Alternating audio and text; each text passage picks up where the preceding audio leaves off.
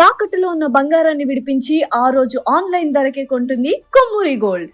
నమస్కారం అండి, సుమన్ టీవీకి స్వాగతం. నేను గీతాంజలి. మనతో పాటు ఉన్నారు జ్యోతిష్య రత్న, జ్యోతిష్య చక్ర వైభవ నిపుణ డాక్టర్ రాళ్లపల్లి రవికుమార్ గురువు గారు. మే నెలలో ద్వాదశ రాశుల జాతక ఫలితాలు ఏ విధంగా ఉన్నాయో గురువుగారి మాటలో విని తెలుసుకుందాం. ప్రతి నెల వారు ఇచ్చేటువంటి ఫలితాలు విని చాలా మంది ముందు జాగ్రత్త పడుతున్నారు. ఖచ్చితంగా జాతకాల గురించి చెప్తే భయపెట్టడం అని అనుకుంటారు, కానీ ఇది ఒక హెచ్చరిక. జాగ్రత్త పడడానికి కొన్ని సూచనలు అనేవి చాలా బాగా ఉపయోగపడతాయండి. కొన్నేళ్లుగా వారు చెప్తున్న విధానం బట్టి ఎంతో మంది వాళ్ళ జీవితాల్లో మార్పులు చేసుకున్న వాళ్ళు కూడా ఉన్నారు. మరి ఈ మే నెలలో రాశి ఫలితాలు ఏ విధంగా ఉండబోతున్నాయో గురుగారి మాటలో విని తెలుసుకుందాం. గురుగారు నమస్కారం అండి. గురుగారు, రాశి ఫలితాలు ఎప్పుడు చెప్తూ ఉంటారు. సాధారణంగా మే అంటే ఇప్పుడే ఉంటాయండి, మనకి ఉగాది అప్పుడే కదా అని అనుకుంటాం. ఆ తర్వాత కొత్తగా ఏంటంటే మళ్ళీ 1వ తారీఖు జనవరి 1న కూడా చెప్పించుకుంటున్నారు, చాలా మంది వింటూ ఉన్నారు. కానీ ప్రతి నెల స్థితిగతులు మారుతూనే ఉంటాయి కాబట్టి మరి ఈ మే నెలలో రాశి ఫలితాలు ఎలా ఉండబోతున్నాయి, ముఖ్యంగా నవగ్రహాల ఫలితాలు అంటే ముఖ్యంగా వాళ్ళ స్థితిగతులు ఏ విధంగా ఉన్నాయో తెలియజేస్తారా? శరదిందు సమాకారే పరబ్రహ్మ స్వరూపిణి వాసరాపీఠ నిలయే సరస్వతి నమస్తే. సుమన్ టీవీ ప్రేక్షకులకు నమస్కారం. ముందుగా ద్వాదశ రాశుల్లో నవగ్రహాల స్థితి మే నెల ఎక్కడ ఉన్నాయో తెలుసుకుందాం. మనకి 14 మే దాకా మనకి సూర్యుడు వచ్చేసి మేషంలో ఉంటారు. సో అందుకే గుర్తుపెట్టుకోండి, మెయిన్గా పాయింట్ కూడా ఏంటంటే ఏప్రిల్ 15 టు మే 15 ఎప్పుడైనా సరే రవి ఉచ్చస్థానంలో ఉంటాడు. అందుకే సూర్యుడు భగభగ మండిపోతుంటాడు అన్నమాట. అదే అక్టోబర్ 15 టు నవంబర్ 15 ఆపోజిట్ తులారాశిలో ఉంటాడు, అది నీచస్థానం అనమాట. అందుకే చలి విపరీతంగా ఉంటుంది. సో ఈ 15 మే నుంచి ఏమో మళ్ళీ మనకి వృషభ రాశిలోకి సూర్యుడు ప్రవేశిస్తాడు, నెల్లాళ్ళు అక్కడ ఉంటాడు. నెక్స్ట్ వచ్చేసి కుజుడు వచ్చేసి మనకి 11 మే నుంచి మేషరాశిలో స్వస్థానంలో ఉంటాడు. నెక్స్ట్ వచ్చేసి రాహు మనకి కుంభరాశిలో ఉంటారు. అలాగే మనకి గురువు వచ్చేసి మిథున రాశిలో ఉంటారు. శని వచ్చేసి మనకి మీన రాశిలో ఉన్నారు. కేతు వచ్చేసి మనకి సింహరాశిలో ఉన్నారు. శుక్రుడు వచ్చేసి మనకి 14 మే నుంచి మిథున రాశిలోకి ప్రవేశిస్తున్నాడు. సో బుధుడు కూడా అంతే, 14 మే నుంచి మిథున రాశిలోకి స్వస్థానంలోకి ప్రవేశిస్తున్నమాట. సో ఇవ్వండి నవగ్రహాలు ద్వాదశ రాశుల్లో మే నెలలో ఈ స్థితి, ఈ గ్రహాలన్నీ కూడా ఈ ప్లేసెస్లో ఉంటాయని చెప్పుకోవచ్చు. గురుగారు, తులారాశి వారికి మే మాసంలో జాతక ఫలితాలు ఏ విధంగా ఉంటాయంటారు? తప్పకుండా అమ్మ. తులారాశి అనగా మనకి చిత్త 3-4 పాదాలు, స్వాతి 1, 2, 3, 4 పాదాలు, విశాఖ 1, 2, 3 పాదాలు, ఈ నక్షత్రాల సమంత మనకి తులారాశిలోకి వస్తుంది. ఈ రాశి వారు కూడా మెయిన్గా దాని సింబలే త్రాసు. సో చాలా బ్యాలెన్స్డ్గా ఉండడం, స్ట్రైట్ ఫార్వర్డ్గా ఉండడం, నీతి నిజాయితీగా ఉండడం, శత్రువులు ఎక్కువగా ఉంటారు, మిత్రులు తక్కువగా ఉంటారని చెప్పుకోవచ్చు. వీరికి ఇష్టమైన దేవుడు కూడా ఆంజనేయ స్వామి, శివుడు అండి. సో ఇద్దరు దేవుళ్ళు బాగా ఇష్టం, ప్లస్ ఆ దేవుళ్ళని ఎక్కువగా పూజిస్తే వీళ్ళకి మంచి చేకూరుతుంది. అలాగే వీరికి ప్రస్తుతం శని 6వ స్థానంలో 100% ఉన్నాడు. భాగ్యస్థానంలో మనకి మెయిన్గా గురువు చాలా బాగున్నాడు. అలాగే రాహుకేతుల పొజిషన్ కూడా చాలా బాగుంది. సో వీరు పట్టిందల్లా బంగారం చెప్పుకోవచ్చు. మెయిన్గా ఇది ఇంట్లో పెద్దవాళ్ళ ఆరోగ్యం, చిన్నపిల్లల ఆరోగ్యం బాగుంటుంది. గృహిణులకి మానసిక ఒత్తిడి తగ్గుతుంది. వీళ్ళు గోల్డ్ కొంటారు, అలాగే వెహికల్ కొనేందుకు కూడా అవకాశం ఉంది. అలాగే మెయిన్గా నిరుద్యోగులకు ఉద్యోగం రావడం, ఉద్యోగస్తులకి promotions, name and fame, boss నుంచి మన్నన, అలాగే ఫారెన్ టూర్ విజిట్స్, అసైన్మెంట్స్ జరగడం, రావడం, ఇవన్నీ ఉంటాయి. అలాగే మెయిన్గా వీరి ఆరోగ్యం అంటే ఇన్నాళ్ళు కొద్దిగా లాస్ట్ ఇయర్ దాకా కొంచెం ఆరోగ్యం బాగాలేదండి. సో ఆరోగ్యం మటుకు ఇప్పుడు ఎక్సలెంట్గా ఉందని చెప్పుకోవచ్చు.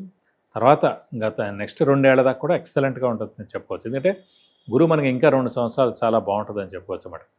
శ్రమ, కాలం, ధనం వ్యర్థం కాకుండా ఉండడం, అవసరానికి డబ్బులు సమకూరడం, రావాల్సిన బాకీలు వసూలు అవడం, ష్యూరిటీస్ పెట్టవచ్చును, స్పెక్యులేషన్స్ కలిసి వస్తాయి, మధ్యవర్తిత్వం వహించవచ్చును, ఇవన్నీ కూడా బాగుంటాయని చెప్పుకోవచ్చు. అలాగే వ్యాపారస్తులకి పట్టిందల్లా బంగారం చెప్పుకోవచ్చు. కొత్త వ్యాపారం స్టార్ట్ చేయొచ్చు, ఎక్స్పెన్షన్ జోలికి కూడా వెళ్ళచ్చు. అలాగే విద్యార్థులకు ఇంకా సువర్ణ అవకాశం, చాలా మంచి మార్క్స్ వస్తాయి, మంచి గ్రేడ్స్ వస్తాయి, అలాగే మంచి అడ్మిషన్ కూడా వస్తుంది మంచి యూనివర్సిటీలో. అది ఫారెన్ అవ్వచ్చు, ఇక్కడైనా అవ్వచ్చు, ఇండియాలో అవ్వచ్చు. సో వాళ్ళది ఒక 3 సంవత్సరాల పాటు విద్యార్థులకైతే ఇంకా పట్టిందల్లా బంగారం అండి. అదేం చూడదు. విద్యార్థులు కానివ్వండి, రాజకీయ నాయకులు కానివ్వండి, క్రీడాకారులు కానివ్వండి, అలాగే యూట్యూబ్ రంగం, పత్రికా రంగం, మీడియా రంగం, సినిమా రంగం, వీరందరూ కూడా ఒక 3 సంవత్సరాల పాటు అత్యద్భుతమైన ఫలితాలు ఇస్తారు. సో తులారాశికి ఎక్స్ట్రాడినరీగా ఉందని చెప్పుకోవచ్చు. కాబట్టి మీరు ఏ పని చేసినా కూడా ఈజీగా అయిపోతుంది. మెయిన్గా అదృష్టం బాగుండడం, దైవబలం బాగుండడం, hard work plus smart work బాగుండడం, ఈ 3 కూడా ప్రస్తుతానికి తులారాశికి పరిపూర్ణంగా ఉన్నాయి. ఈ రాశాధిపతి అయిన శుక్రుడు కూడా ప్రస్తుతం 8వ స్థానమైన కూడా స్వస్థానమైన వృషభ రాశిలో శుక్రుడు ఉన్నాడు. సో ఇంకా మేలు చేస్తాడు. సో సో విందు వినోదాల్లో పాల్గొనడం, అలాగే అవివాహితుల వివాహం అవడం, సంతానం లేని వారి సంతానం కలగడం, ఇవన్నీ కూడా జరుగుతాయి. కాబట్టి ఆర్థికంగా కూడా చాలా బాగుంటుంది. ఎప్పటి నుంచో ఆగిపోయిన పనులన్నీ కూడా జరుగుతాయి. ఒక వార్త మీకు మంచి ఊరటని ఇస్తుంది. సో ప్రముఖులను కలుస్తారు, అలాగే విందు వినోదాల్లో పాల్గొంటారు. కాబట్టి ఇలా అత్యద్భుతంగా ఉందని చెప్పుకోవచ్చు తులారాశి వారికి ఈ మాసం అంతా. అంటే గృహయోగం ఏమైనా ఉంటుందండి? చాలా మంది ఎదురు చూసేది అది. మామూలుగా గృహయోగం అంటే ఏంటంటే మన రాశి నుంచి లేదా మన లగ్నం నుంచి చతుర్థ స్థానం కానీ భాగ్యస్థానంలో కానీ గురువు ప్రవేశించినప్పుడు సంవత్సరం కాలం పాటు అక్కడ ఉంటాడు కాబట్టి ఖచ్చితంగా గృహయోగం ఉంటుంది. ప్రస్తుతం తులారాశి వారికి కానీ తులాలగ్నం వారు ఎవరైతే ఉన్నారో వారికి భాగ్యస్థానంలో గురువు ఉన్నందుకు ఖచ్చితంగా మనకి ఎవరికైతే ఇల్లు లేదో తప్పకుండా వాళ్ళు గృహయోగం వచ్చేందుకు అవకాశాలు 100% ఉన్నాయి. గురుగారు, మరి తులారాశి వారికి సంతాన యోగం ఉందా? మెయిన్గా సంతాన కారకుడే గురువు అయ్యాడు. అలాంటి గురువు మనకి భాగ్యస్థానంలో పరిపూర్ణంగా చాలా బాగున్నాడు కాబట్టి సంతానం లేని వారికి సంతానం కలిగేందుకు అవకాశాలు 100% ఉన్నాయండి. ఏదైనా సరే మన ప్రయత్నం ప్లస్ మనం మనస్ఫూర్తిగా ఇష్టం ఉండడం. ఇప్పుడు ఏంటంటే మెయిన్గా ఏంటంటే వివాహం అంటే మీకు ఇండివిజువల్గా మీకు ఓకే అయితే చాలు, మీకు ఇష్టమైతే చాలు, మీరు రెడీగా ఉంటే చాలు. సంతానం అలా కాదు, భార్యాభర్తలు ఇద్దరిది జాతకరీత్యా ఉంటుంది అన్నమాట. సో ఇద్దరు జాతకరీత్యా గురుబలం ఉండాలి. కనీసం ఒక్కరి జాతకరీత్యా గురుబలం పరిపూర్ణంగా ఉంటే ఆ ఏడాది సంతానం కలుగుతుంది. సో వాళ్ళిద్దరు కూడా అనిపించాలి ఈ ఏడాది మనకి సంతానం కలిగితే బాగుండు, సంతానం ఉంటే కనుక బాగుంటుందని. సో మ్యాక్సిమం జాతకాలు ఎవరు తీసుకున్నారండి, అందరూ అనుకుంటారు సంతానం పర్లేదు, ఇప్పుడు వాళ్ళు వద్దనుకుంటున్నారు, తర్వాత చూద్దామని. 98% అందరు కూడా వివాహానంతరం సంతానం కలిగిన తర్వాత లేకపోతే ఒక మంచి ఇంట్లో గృహప్రవేశం అయిన తర్వాతే వాళ్ళ లైఫ్ సక్సెస్ అవుతుంది ఎవరికైనా సరే. రేర్ వాళ్ళు ఎవరంటే ఇప్పుడు స్పోర్ట్స్ వాళ్ళు అనుకోండి, వాళ్ళు రేర్ పీపుల్. అంటే వాళ్ళకి అన్ని అండర్ 18, అండర్ 21, 25 లోపల అన్నీ సెటిల్ అయిపోతారు వాళ్ళు. సో వాళ్ళని తీసేయండి, ప్రొఫెషనల్స్ని తీసేయండి. ఇప్పుడు ఐఏఎస్ ఆఫీసర్స్, ఐపీఎస్ వాళ్ళందరూ ఆల్రెడీ 23 గల ఐఏఎస్ ఐపీఎస్ అందరూ అయిపోతారు. వాళ్ళకి పెళ్ళి అయిన తర్వాత పిల్లలు పుడితే సక్సెస్ ఏమి ఉండదు, జస్ట్ యాడ్ అవుతుంది అంతే, ఒక 10% యాడ్ అవుతుంది. అండ్ మిగతా వాళ్ళందరూ వాళ్ళందరూ కలిపి 1% ఉంటారు. సో మిగతా 98% వాళ్ళు కూడా వివాహానంతరమే సంతానం కలిగిన తర్వాత లాస్ట్గా ఏంటంటే వాళ్ళు ఏదైనా మంచి ఇంట్లోకి వెళ్ళిన తర్వాత, ఇల్లు కొనుక్కున్న తర్వాత, గృహప్రవేశం అయిన తర్వాత వాళ్ళకి కలిసి రావడం అనేది. సో ఖచ్చితంగా చాలామంది సంతానం వద్దని అనుకుంటున్నారు, కానీ సంతానం కలిగిన తర్వాత మీకు సక్సెస్ ఎక్కువగా ఉంటుంది. కాబట్టి ఇప్పుడు సంతానం కలిగేందుకు అవకాశాలు ఎక్కువగా ఉన్నాయి తులారాశి వారికి. సో మీరు అనుకోండి అంతే, అనుకుంటే చాలా మంచి జరుగుతుంది. ఈ రాశి వారికి ఎక్సలెంట్గా ఉందండి. పరిహారం ఏమైనా చేసుకోమంటారా? పరిహారం ప్రస్తుతం అంటే పంచమ స్థానంలో రాహు ఉన్నాడు.